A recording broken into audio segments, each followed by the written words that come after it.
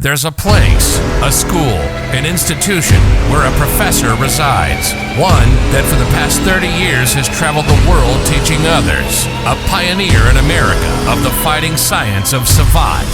One who codified the sports of this fighting style. One who has produced clubs, champions, and continues to develop. Listen to words of Professor Buitron.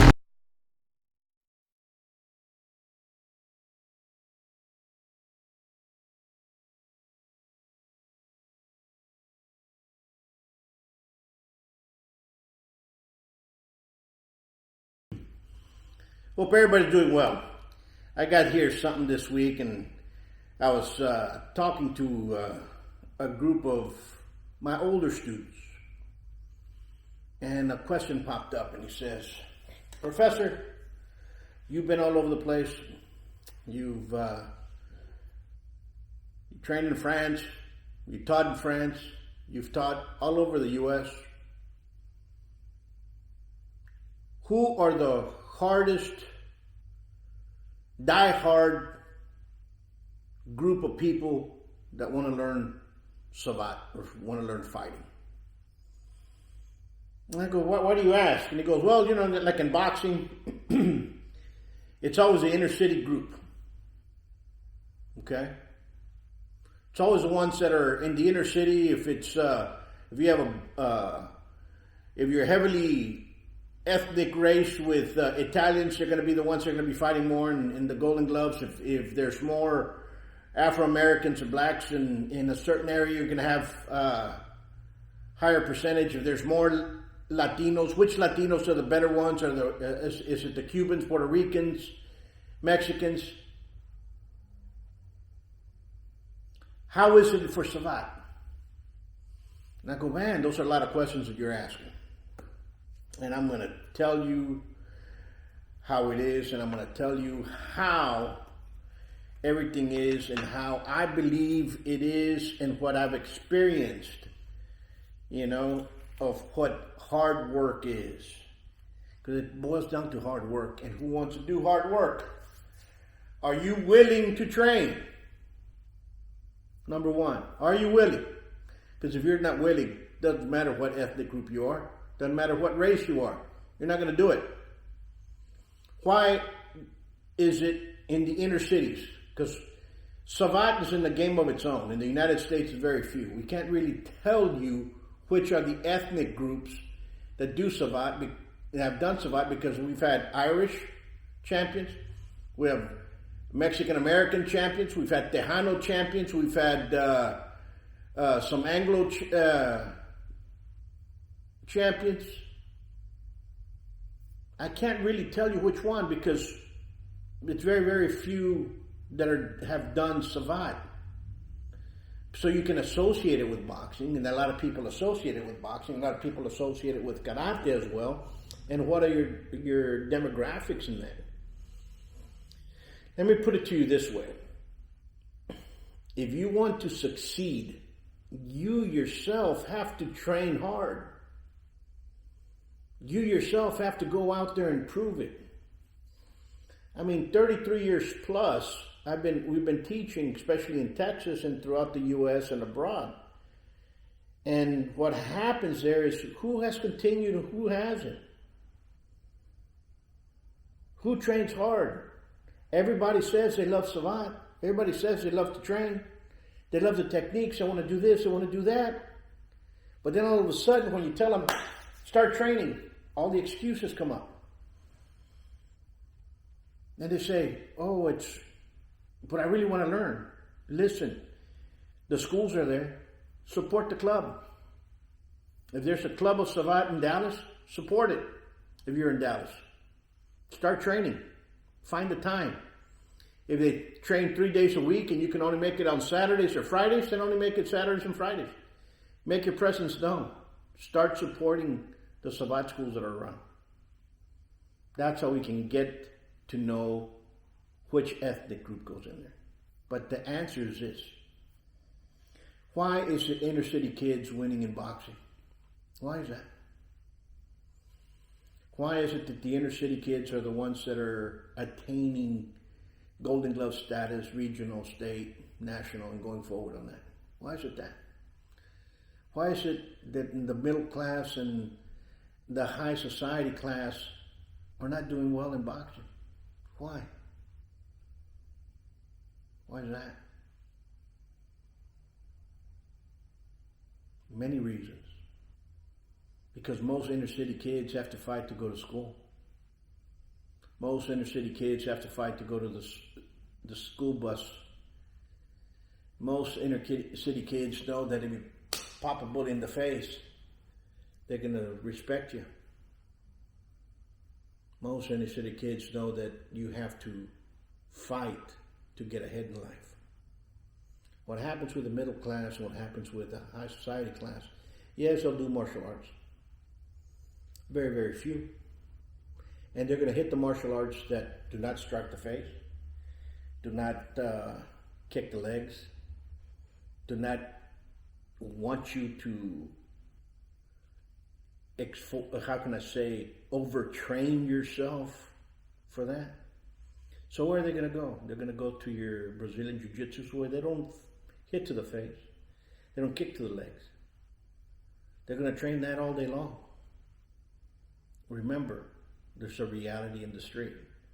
And the reality in the street is who hits first with the most is going to go home. And I hate to say that, but that's reality. And when you grow up with that fear turns the butterflies into hornets inside you, and then you become something. That's why you have great champions. Why? Inner city youth. Throughout times, depending on the demographics and depending on which nationality, which ethnic group came in to certain areas, those were the ones that were being discriminated upon. Those were the ones that wanted to learn how to fight to defend themselves and their families. Those were the ones that were winning the championships and the trophies. Why? Because they were becoming obsessed. Same thing happens in France. In Savate, or in Boxe Française Savate, which is a sport, Boxe Française Savate for you all out there that try to think otherwise. The ones that are winning are your Arabic nationalities now. Why? Because they're the inner city youth. They're the ones that need to fight to go to school. They're the ones that need to fight to go to the metro. They're the ones that are gonna duke it out in the streets to get ahead in life. They're gonna go into the ring. They're gonna know that you have to fight. Even though Savate is a French sport as per se, yes, a lot of them are French nationalists, okay, because they were born in France. They became citizens just like we have here. We have a lot of immigrants here that are now U.S. citizens in the United States. Same thing happens in France. Now, if we go back 20, 30 years ago, why Savate was practiced by very few inner city folks. Those that knew what it is to fight. Those that loved to fight. Those that respected the fight. Those that knew that if you knew how to fight, you get respect in the streets. Those were the people that trained in Savate, trained in Boxe Française. Up until, I would say, mid-80s to the 90s, you had that French middle class doing Savate because they were still attained to understanding what it was to fight in the street. Now, yes, you have French citizens because they're nationals, they were born there, but it's into the ethnic groups, those that have immigrated into France alone, especially in Paris. That I saw. Same thing happens here. Depending on where the school has been, you're going to get that type of ethnic group that wants to learn because they need it for everyday survival. Understand what I'm saying? The kid that doesn't want to go into a gang is going to come train at Savate. The kid that doesn't want to do drugs is going to come train in Savate. The kid that wants to get ahead in life by training in a martial art that's going to give them dignity to move forward. All martial arts are the same thing. Don't get me wrong, people. But what I'm talking about was the question was who, and what race and ethnicity best do Savate. It's not really that. It's more in the demographics of the nature of the sport. Just like boxing, it's the inner city youth. They're going to do the best. Believe me, we've had many people come to the school. Many. We're talking about it the other day. Since 1990 to the present, since the passports were done, I think there were 3,000, close to 4,000 individuals that signed up. Okay? In comparison to other martial arts where it's more known, we made a lot of difference. Okay, we've incentivized other martial arts to change and look at things more in reality sense. We had that happen back in the early 90s. So, innovators, we keep on going. But let me tell you another one. If you're going to train, make sure that you're going to train to the best of what you can do. Understand the basics and continue training forward. And once more, for those out there that do Savate, those out there that there are students of mine that always say, man, Professor, I wish you were closer. I wish you can train me. You know, I live 50 miles away.